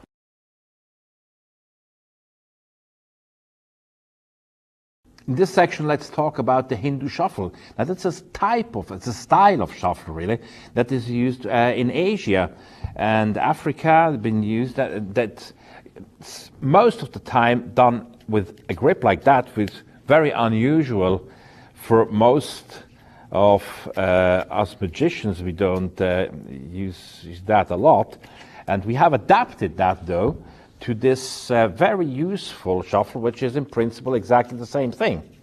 Now, the Hindu shuffle does, mechanically speaking, the same thing that an overhand shuffle. In an overhand shuffle, we chop off various packets, maybe in 5 to 7 movements. That's exactly the same thing that we do in the Hindu shuffle, and it's exactly the same thing that we will be doing in a running cut, and it's the same thing that we will be doing in a type of multiple cuts. Now that's an interesting concept, to look at what a specific shuffle does and how it is handled, and then to try to transpose it to different ways of handling the cards. You might want to look at other slides and try to find solutions that are probably interesting and different. Now let's look at the specific characteristics of the Hindu shuffle. First of all, I think it's a shuffle that says, I'm shuffling the cards. Still, most people are not so used to see that. So when they see that, they are looking. It's a good shuffle to use. We want to emphasize the idea the cards are shuffled. It is a little spectacular. It is a little bit more flashy than just an overhand shuffle. So has an aesthetic merit if you are looking for that type of thing. And also in a stand-up and in a parlor, in a stage setting, it communicates the fact that the cards are shuffled further back in the rows. So there are several reasons that speak in favor of the Hindu shuffle. Furthermore, we have some wonderful technicalities associated with the Hindu shuffle that solve some problems we have as card magicians in a very elegant way. Let's speak, for instance, about a bottom stock control, or stock control. The Hindu shuffle is a great way to control a little stock. Let me take again the 4 aces, which you're going to put on the bottom of that. So we do the shuffle, and this, of course, doesn't change the bottom part. We can slap this on top, retain a break, and then do a cut. Or we can simply repeat the shuffle, which is very similar to the running cut. You just out-jog it a little bit so I can grab it immediately in the second shuffle. An even easier way of retaining the bottom stock is to extract it in the first shuffling action. So it just extract from the bottom rather than from the top. It's practically invisible to the eye, especially if you start to look up first when you do the first shuffle movement, and then when you proceed with the shuffle, you look down at the cards. To do this in a technically safe manner, I use what I called the V configuration of the fingers. You have the fingers like that, and when you jam the deck from top down into the fingers, automatically, due to this configuration of the fingers will grab a block of about 10 cards or so, right? So you are safe. You don't care how many cards come in the first shuffle movement, of course, because as long as it is your setup. If you have a larger setup that you want to retain, you might want to resort to a center strip out technique, which is leaving the block, assuming that is like a quarter of the pack. You're leaving the block like this, and now start the shuffle so you get a covering block from the first. If I turn like that, you can't see that, and you get a covering block. But frankly, in my professional experience, I found that doing it this way, just by extracting the bottom packet in the first shuffle action, is by far the most practical and elegant and safest. Of course, you can do the same thing to retain a top stock. Now you can become sophisticated if you like by pulling off the first block, then picking it up and retaining a break, and then shuffling to the break. This is very much like the overhand lift shuffle we've seen, where the block is being picked up and dropped at the end. But I must tell you, in Magic, we have so much freedom that we can stage that differently. And I always say, we can shuffle the cards face up, and you can really see that they are shuffled. Shuffle off about 2/3, leave the the last third on top with the break, and then cut at the break, and then not only shuffling, but also cutting. And that brings the stock back to the top. So that's a wonderful combination, and it's a very nice strategy to say, let's shuffle the cards face up. Not only we're going to shuffle them, but let's also cut them, so we make sure. So that's a perfectly legitimate and fair way to control bottom and top stocks with the Hindu shuffle. Now here comes a little idea. I mean, there is you might have seen people do something like that, which is it should look like a running cut, a legitimate running cut, but instead of taking packets off the top, the packets are taken off the bottom. So if this is well done, it can be quite convincing, and you can apply this idea to the Hindu shuffle. I think it was John Cornelius who used that as the first person, although the principle, as I say, is very old. If we look at the running cuts on the table, and you can try to do it that way and just do several shuffle movements, but shuffling the packets from the bottom rather than from the top. And really the secret is to maintain a steady rhythm, look at the audience. I think in this case you don't want to look too much at the cards, you look at the audience. So you can practice that and see if it's a technique that is something for you. Not all techniques will be for everybody. But here to end this section on the Hindu shuffle is a wonderful little idea that we can use as magicians, and that comes courtesy of Juan Tamariz. And it is very nice to use in combination with two other shufflers. When you said in Europe they shuffle like this, so you use optical shuffle or whatever, and then and in America, of course, they shuffle like this, and you use the Mauler shuffle we've seen. But in Asia they shuffle like that, and go into that grip, and then do this, and say they shuffle like that, and of course you can cut it, and you can cut too, and that, although it might not seem so, keeps the order of the deck intact. At least it's cyclical order. We are cutting it. There are ways, of course, of getting it back. And here is the mechanics. Here the mechanics is you shuffle off a third or whatever, then apparently you do two more shuffle movements, but here you shuffle from the bottom. You shuffle two little packets from the bottom. That's really very easy. Then you do a Charlier cut, which is very simple. It's basic. You're holding the packet like this. You're fixing it with your thumb. Drop a packet. Use your forefinger to bring that up. That one drops, and you insert the remaining cards into the gap. So here's how it looks slow motion.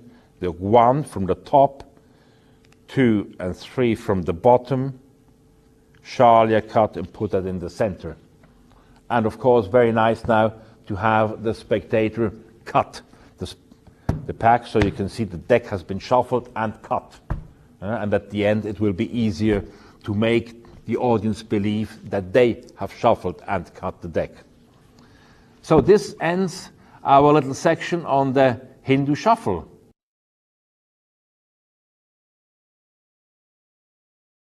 I would like to close this session on false shuffles and false cut with a very old shuffle that most people have forgotten and no longer doing, and they still think that in specific cases it's a wonderful shuffle. And that's the Charlier shuffle, named after a mysterious person in France who was called Charlier.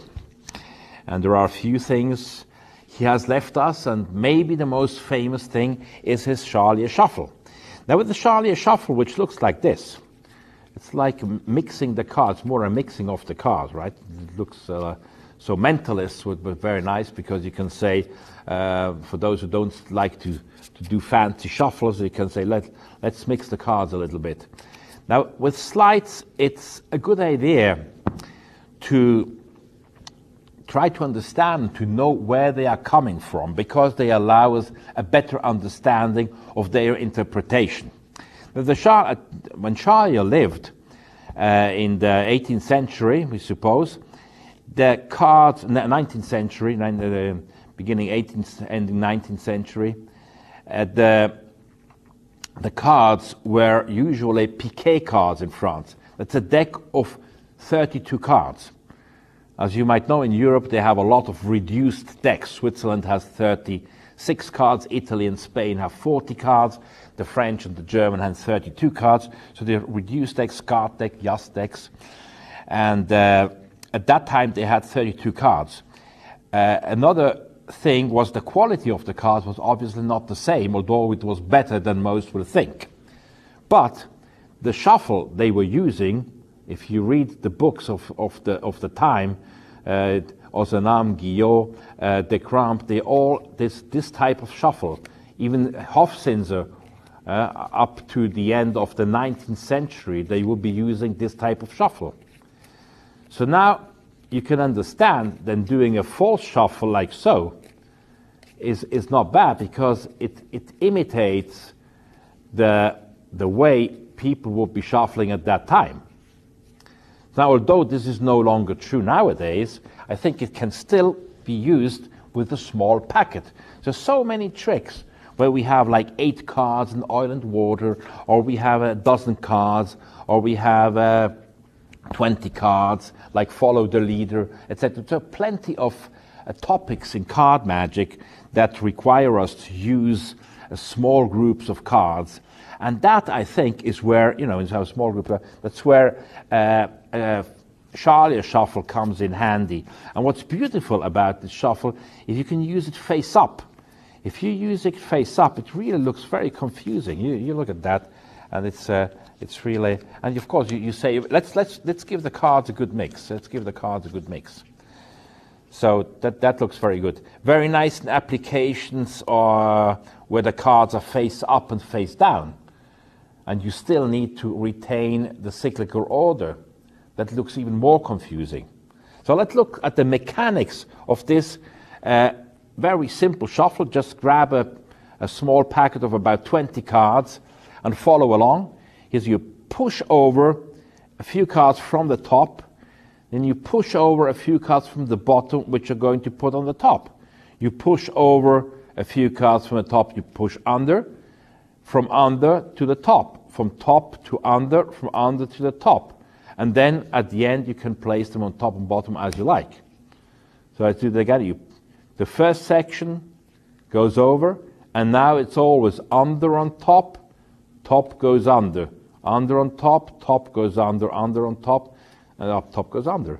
So what happens is the cards are cut. So you're retaining the cyclical order.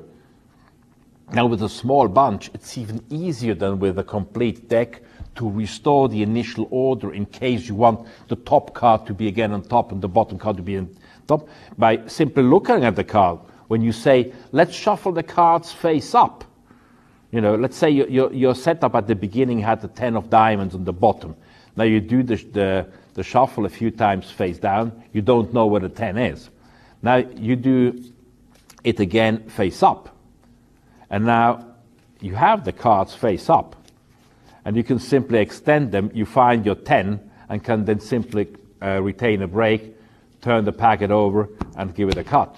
That's one example. Another example would be, and that can be used with any other cyclical shuffle we have looked at in this little session, with the optical shuffle, with the weave shuffle, etc., is to have a reverse card. You have a reverse card, and then you do whatever shuffle you want to do, and at the end you say, oh, oops, sorry, one has turned over during the shuffle. So the handling here is when you spread the cards, turn over all the cards above the reverse card, take them bottom and put it back on bottom. So that looks very casual. And there is even a card control that Frank Garcia had dubbed the oops control, which you find in Card College Volume 1, and that uses exactly the same concept. So that's a few thoughts on the Charlier shuffle, and I think you can also use it with a complete deck occasionally, maybe even as a gag, saying, oh, let's give them a real mix, like you sir, maybe you would have shuffled like that, or something like that,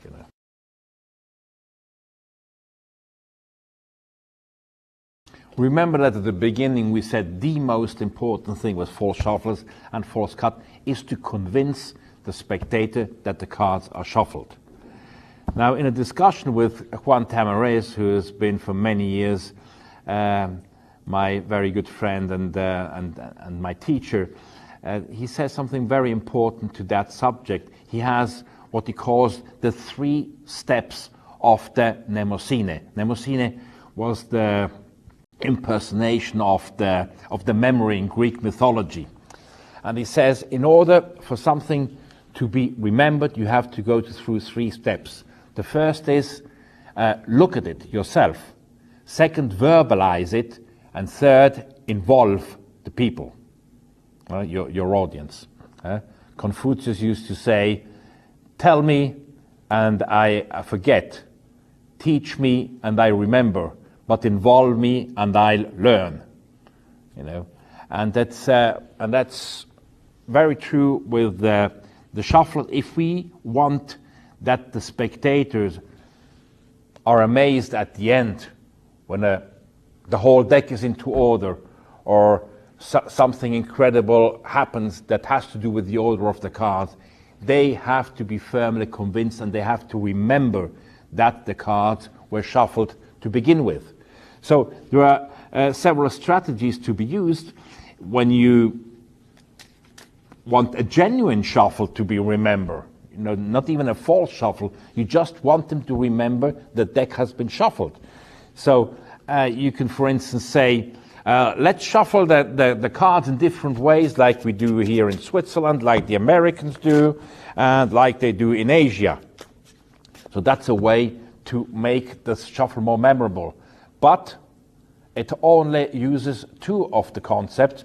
I mention it verbally, and I look at it, but I don't involve the audience. So it's even better if I can involve them. So maybe I can say, okay, let's shuffle this deck, but I don't want to shuffle it, you shuffle them. Maybe we do the job-sharing shuffle, and I give 3 different people a portion, and each one shuffles the packet.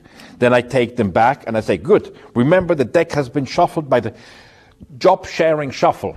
Right?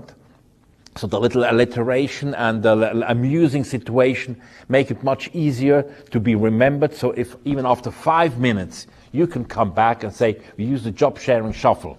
Or you can ask a spectator, excuse me, sir, where do you come from? And the gentleman said, I come from Sudbury, whatever. And you say, oh, okay, very good. Would you please shuffle the cards? Oh, look, this is the Sudbury shuffle, or whatever.